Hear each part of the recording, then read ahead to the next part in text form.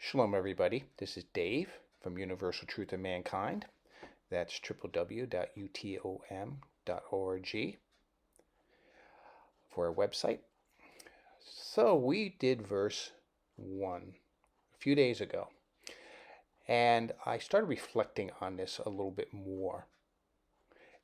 I wanted to I know we did the point, we did the A, and we're trying to push into the B in terms of trying to get ourselves to read the text and go a little further into it. Well, I want to push it a little bit more so we have a firmer understanding of what we're doing with the Zohar and what we're learning from the Zohar and what we're not learning from the Zohar thus far.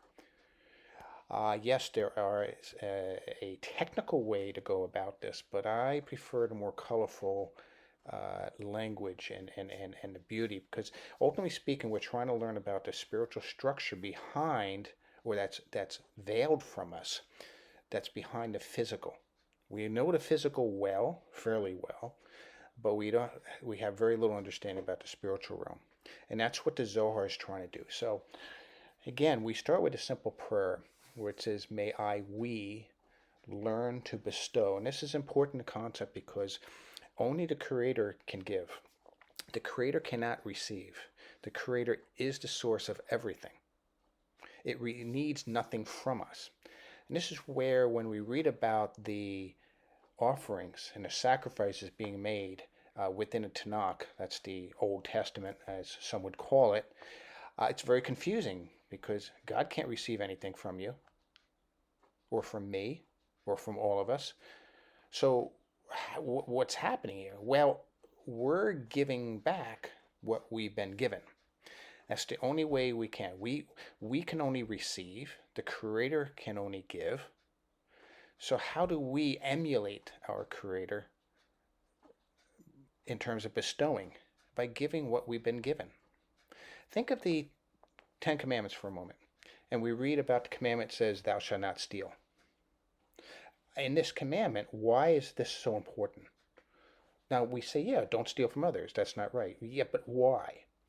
Well, because of what that person has or was given by the Creator. That person is supposed to use that to give back to creation.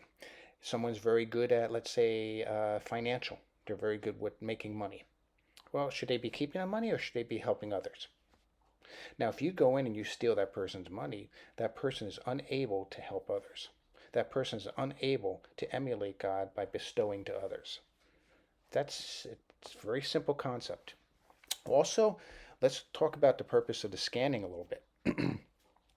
The scanning is it's meant to bypass our consciousness, because our consciousness tends to prevent us from learning.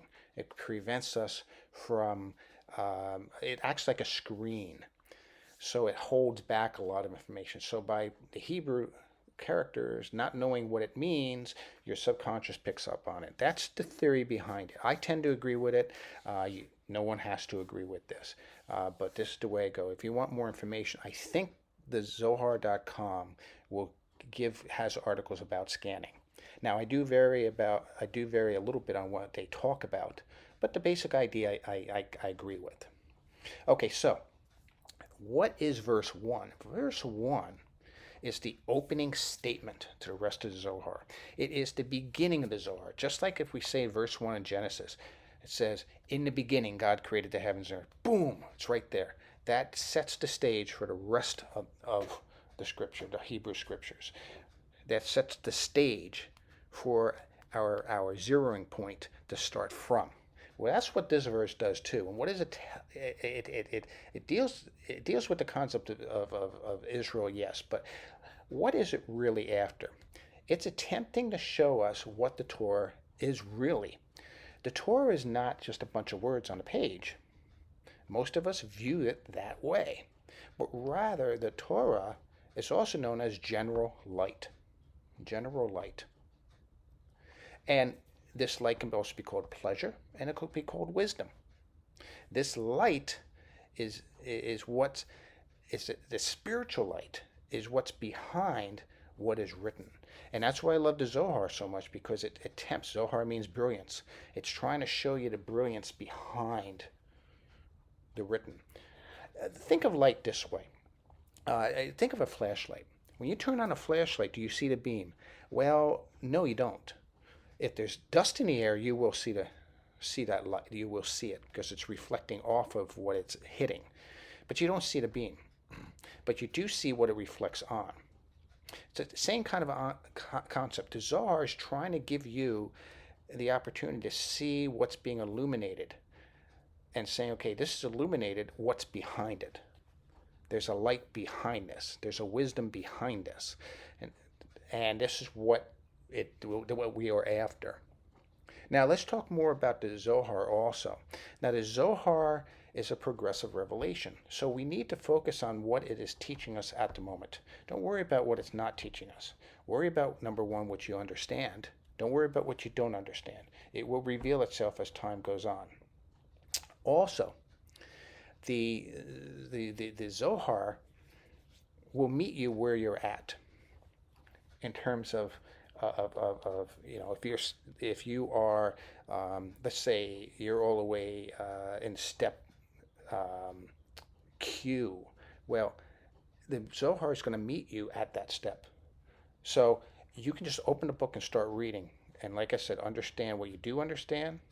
Don't worry about what you don't understand. And you just let it progress. And there's techniques in which I use to try to do this. So it's also a progressive revelation. So what did we learn in verse 1? We learned about Israel. What is Israel? We also learned that Israel is a balancing point between the left and the right, leniency and stringency, judgment and leniency. We also learned that it's a balance between the upper and the lower. And these are concepts to keep in mind as we continue to read through this. We also learned the idea that there's 13 petals, which actually ties in with the 13 attributes of mercy. And this is showing this, that verse 1:1, verse 1:2 reveals this stuff to us. It shows us a deeper understanding of what the Hebrew is revealing, very pictorially, what's taking place. It's using the rose, a lily, as an example. But in reality, it's revealing something even greater. So it's trying to give you a pictorial view of what's going on behind the scenes. So then you can look up in your search engine 13 attributes of mercy and put Judaism after that. And you will see a couple renditions of what those 13 attributes of mercy are. It's an interesting read, not necessary, but it is an interesting read. Now, you also talk about thorns. Well, we all know thorns are prickly, so you got to be careful where you touch the stem of the rose. And it didn't explain anything about that. So don't worry about it.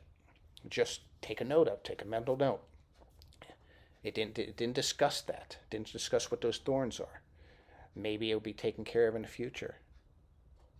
Maybe it will be, maybe 1,000 pages later I'll talk about it. So it's progressively revealing to you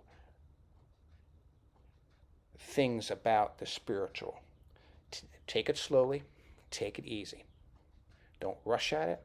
Enjoy the landscape while you're going through this. Enjoy the verbiage, the illustration, the picture that it's painting for you. Think of an artist as he paints a picture, and then eventually you step back, and all of a sudden a picture makes sense to you.